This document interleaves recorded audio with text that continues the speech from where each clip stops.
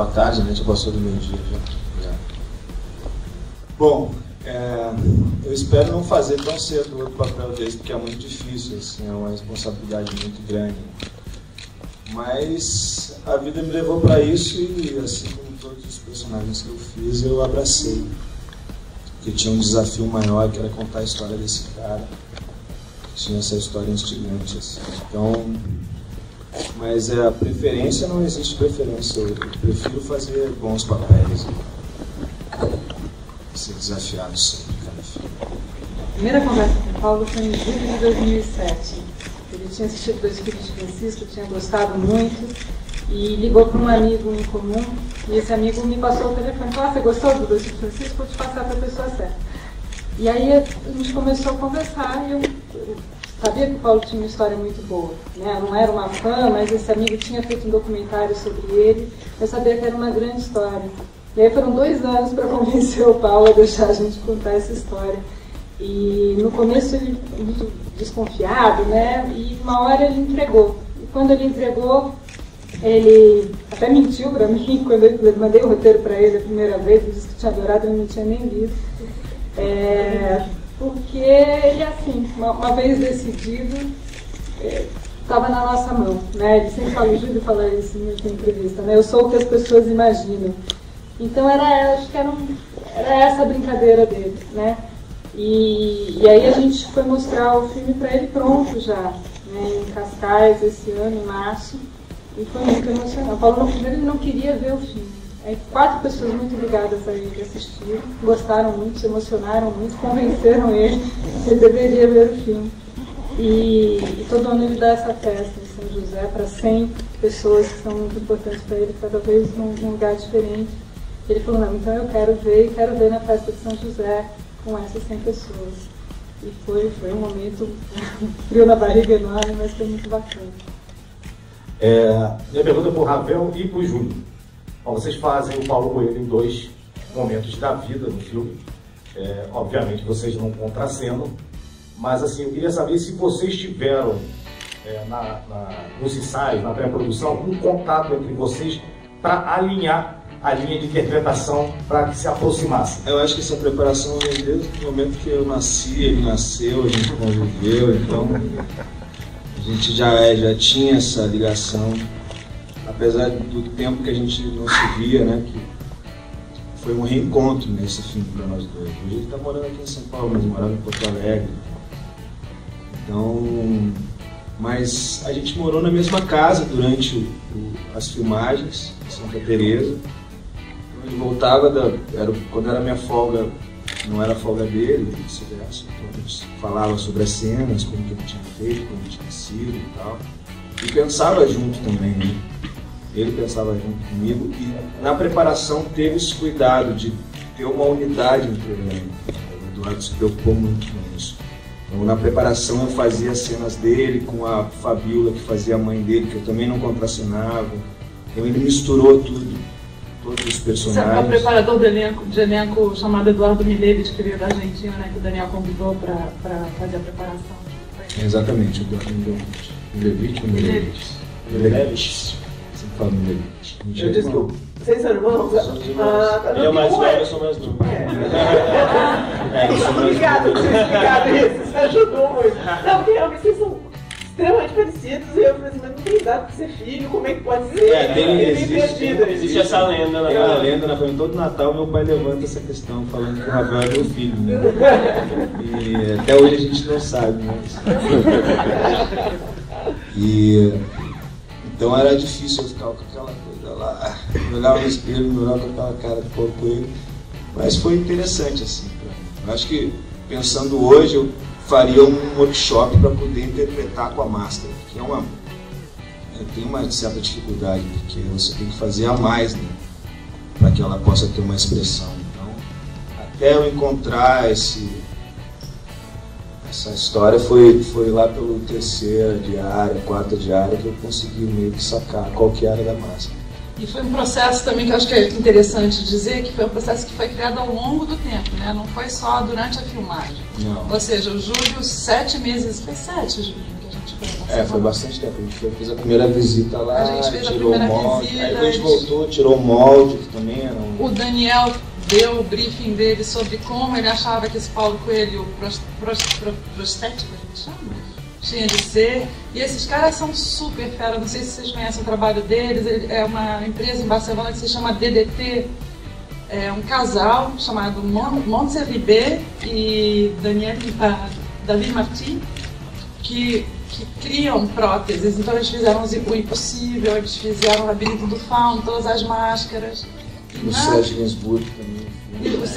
Exatamente. Que era bem, era só um detalhe, o nariz do cara, aumentar a orelha, eles fazem isso também. Então eles criam o personagem, eles trabalham na criação também. Então é um processo que o Júlio foi 2 vezes a Barcelona, né, Júlio? É porque não era uma cópia fiel ao Paulo Coelho, tinha que ter uma mistura minha do Paulo Coelho ali, porque senão não ia ficar incrível, né? Então teve essa modelagem muito minuciosa, assim, para ter essa mistura minha com a do cara. Se eles quisessem fazer idêntica a prótese, eles conseguiriam, mas não era esse o caso. Tinha essa mistura minuciosa. Daniel, como é que foram os seus medos nesse filme? Porque vocês correram vários riscos diferentes, né? O risco da máscara, o risco do cara que é vivo, o risco de uma época no Brasil muito complicada, o risco de uma adolescência difícil, lidar com doença mental, quer dizer, tem vários riscos, uma coleção de riscos nesse filme, né? E aí, para o autor, você tem essa liberdade, você bota nele e tudo bem. Agora, para o diretor, ele está comprando esse pacote. Então, como é que foi isso para você? E como é que você lidou com o processo dos atores também com esses riscos? Você tem alguns riscos, você falou que na verdade eu vejo como caseiros, né? Várias coisas muito boas aconteceram durante a filmagem, né? Eu acho que, na verdade, essa solução, por exemplo, do Paulo mais velho, ele já estava no roteiro, e o primeiro momento, o que a gente tinha pensado? Eu tinha pensado em fazer com 3 atores, né? Aí, até com uma sugestão da Iona, a Iona falou, vamos lá, vamos conhecer o pessoal da DDT, né? Que faz um trabalho, justamente já fez o Labirinto do Fauno, etc, né? E uma vez que a gente conheceu, fui lá até a DDT, vi como eles trabalhavam, etc, eu me senti confiante, né, de ter o Júlio, que é um ator excepcional, né, fazendo o Paulo mais velho, né. E os caras já tinham feito coisas muito boas, né. Além disso, a gente ainda teve... Foi uma inspiração bacana. O Gainsbourg é incrível, na verdade, né, ele fica igualzinho, sério, né. E depois...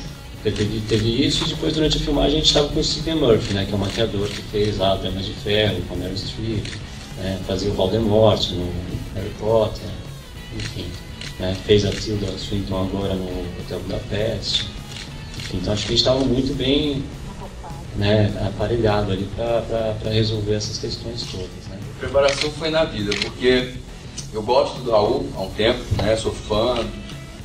Gosto muito não só das músicas, mas daquela cabeça pensante, daquela maluquice, beleza. Mas assim, circunstâncias, né, que marcaram o filme desde o começo da sua pré-produção, parece, pelo que eu soube, coisas foram acontecendo e que sempre em prol do filme, né.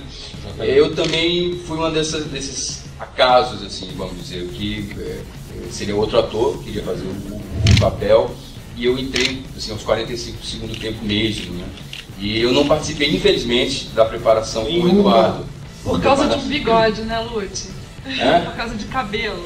Teve um problema de estar em outra gravação. Enfim, e aí eles me chamaram e eu tive essa felicidade, porque era um personagem que eu queria muito fazer. Eu já tive muito próximo de fazer o Raul no teatro. Aí fiz uma peça onde eram fãs do Raul, mas não era o Raul, lá na Bahia, com o meu grupo. A peça se chamava Como o Raul Já Dizia, mas era a história de amigos, fãs, com música do Raul. A gente cantava ao vivo também e tal, mas não era imitando o Raul, enfim, não era o Raul em cena. E eu sempre pensei isso, falei, poxa, eu queria tanto fazer o Raul um dia, eu vou produzir uma peça que é mais fácil. Fiz, inclusive, o teste pro Toda a Minha Vida, que o Julinho fez, o Raul. E, enfim, e aí pintou esse convite de última hora, assim. Foi um trabalho de pesquisa mesmo, assim, da época, mas eu estava muito mais ligado na onda de descobrir o Paulo Coelho, assim. Então, e ele sempre foi um cara mais tímido, então isso remetia à época também, que era uma coisa mais inocente, mais devagar, mais bem menos. Hoje em dia é muito mais over, né? Tudo, né? A vida é mais over. E foi pesquisa mesmo. Vi várias coisas, vi filmes da época, li os livros, esse tipo de coisa. Eu assistindo ao filme, eu percebi que, por exemplo, esse filme ele trabalha em 3 tempos diferentes. Você tem o Paulo Coelho adolescente, tem o Paulo Coelho na década de 80, ali, na época que ele conheceu o Raul, a carreira dele despontando e tal, e tem ele velho. Você poderia ter, como acontece muito em filmes biográficos, ter tido a opção de contar esse período juvenil do personagem, porque ali aconteceu muita coisa que influenciou a sua vida depois, contar o auge da carreira dele, os problemas com drogas, etc e tal, e você poderia ter, até facilitaria, tanto para você quanto para o diretor, ter reduzido a parte dele mais velho, só como um grande final. Por que você resolveu contar a história em 3 tempos, abrindo inclusive o tempo dele velho e a história indo e voltando no tempo várias vezes? A gente escolheu o caminho mais difícil, a gente sabe disso. Mas a pessoa que melhor definiu isso foi num teste de público. Uma pessoa muito simples que falou: nossa, eu adorei o filme, é como se ele estivesse me contando a história dele. Né? Porque quando a gente senta para conversar com alguém, ela vai contar a sua história, ela vai fazendo associações. Né? Você não vai ter uma história ali, não, então eu nasci, depois isso, depois isso, depois isso. Quando a gente conta uma história, a gente conta fazendo esse tipo de associações. Né? Então a ideia era justamente essa, que consequências cada um desses eventos aconteceram na vida desse homem para ele se tornar quem ele é. Né? E aí, a partir da experiência mesmo dos filhos de Francisco, eles vendem 1 milhão de discos e são felizes para sempre. Né? E aí eu escrevi o livro depois com a história deles, e na verdade veio o período mais difícil da vida deles.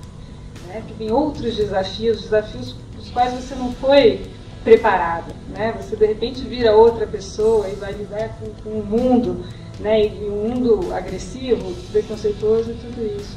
Então a ideia de ter esse Paulo hoje é que o desafio continua, né? Que ele segue percorrendo um caminho com muitos desafios e que desses ciclos da vida, né? Que não se repetem, né? Que é mais uma espiral do que um ciclo. E a ideia era muito essa, né? Então foi isso que a gente tentou fazer, né? O Dani falou que o roteiro está pronto, mas não é verdade, assim, era um roteiro muito difícil, que realmente só ficou maduro com a chegada dele. E depois, né, de todo mundo, o Kiki, quando leu, também ajudou muito, os meninos. Então, assim, é um trabalho que realmente cresceu muito com a equipe, com essa parceria com o Dani. Esse, como vocês devem saber, é o nosso primeiro longa-metragem. Eu fui convidado para fazer um filme pela Carolina Corte e pela Ilona. O roteiro já existia, um roteiro da Carolina. A gente trabalhou um pouco em cima dele, mas ele já existia. E para mim foi uma das experiências, se não a experiência mais marcante da vida, porque desde a infância eu sempre quis fazer um filme de longa-metragem. É um sonho pessoal que eu buscava desde a infância e finalmente pude realizar. Foi uma aventura grande, porque a gente filmou em 2 países, né? Filmou no Brasil e na Espanha, né? Mas uma aventura que eu tinha vontade que não terminasse no momento algum. Espero que vocês tenham gostado do filme e é isso.